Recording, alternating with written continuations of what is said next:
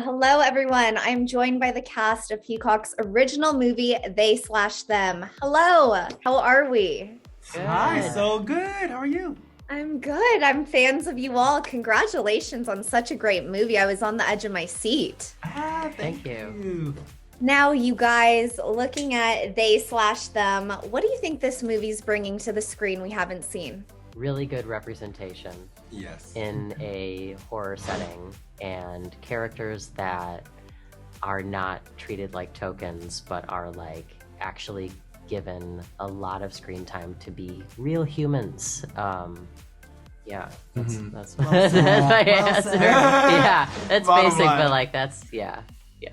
I think we're also seeing queer people who are the heroes of this story. You know, they make it beginning to end, and that is something that rarely, if ever, is done in horror. You know, like normally the queer cast is they're a punchline, and so I think it's really special in that way. Yeah, we're not a punchline. We're not a trope. It's not. There are no undertones. In fact, I feel like it's overtones Yeah. of queerness. So I think that's something that we haven't seen before, which is so exciting. Now, is there any scene in particular for all of you that you may be, most excited for your fans and the viewers to see in this film? It's hard to narrow it down. Right, it is. Yeah. Me personally, I would say just like the whole cacophony of therapy scenes.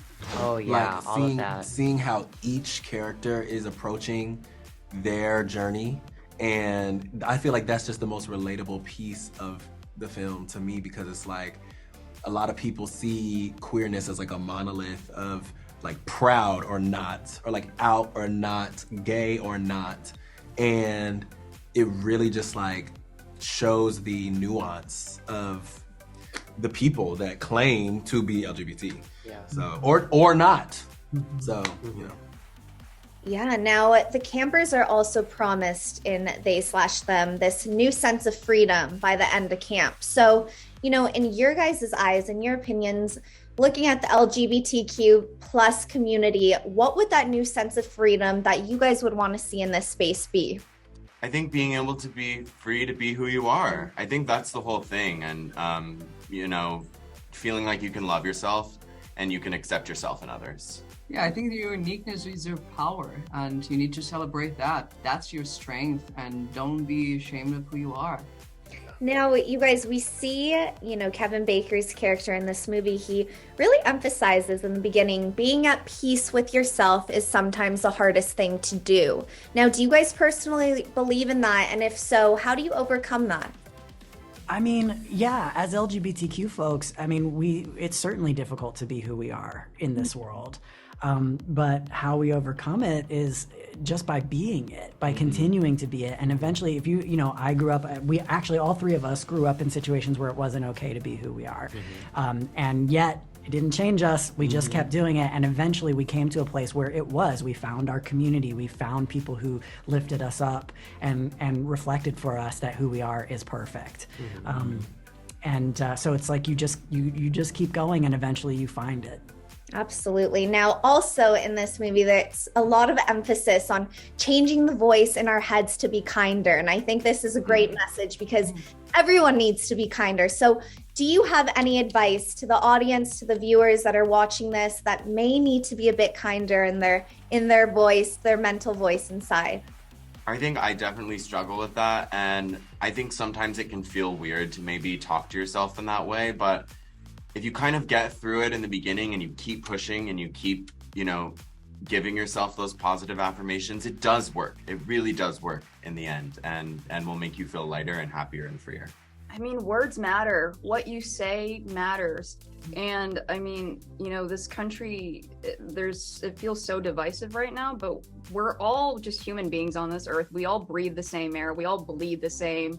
And I think if people just treat others as simply as you'd want to be treated, we'd be in a better place right now. It's as simple as that. Last question before we wrap here quickly, but after filming They Slash Them, what did you all personally take away from this film? There's a lot more confidence that I had as an actor when I left set, and I really think that part of that was because, you know, I was working on something that was one of my favorite genres. I love horror, you know. Getting to play basically a lead in horror was like very empowering to me. I felt like I kind of like leveled up, you know, a little bit. The way the representation was handled made me feel very confident, and I felt like I could take that experience that I had on set last year and carry it with confidence into any other future opportunity that I was gonna have. But also like friends, you know, like I made new friends and felt much more empowered to like be a collaborator when I'm on set. You know, I felt a lot more confident asserting to people like, hey, these are my pronouns and this is what I would like you to call me, instead of just, you know, settling for whatever because I don't want to stir the pot.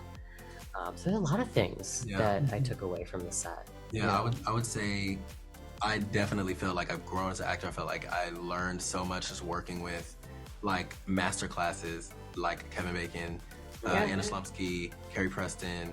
But then also too, like friends, like literally I'm not in the gay scene like that. I don't know if y'all be seeing me on TikTok, whoopty whoop, but I'm not really in the gay community like that in the street, because it's like, what is there an orientation? Am I supposed to get a pamphlet and know where to go and know who to know? So it's like, as I've even just been in the industry and like met people, it's like literally gaining a support system in real life that mirrors what, you know, we want to have. And so like, yeah, I think like really good fit.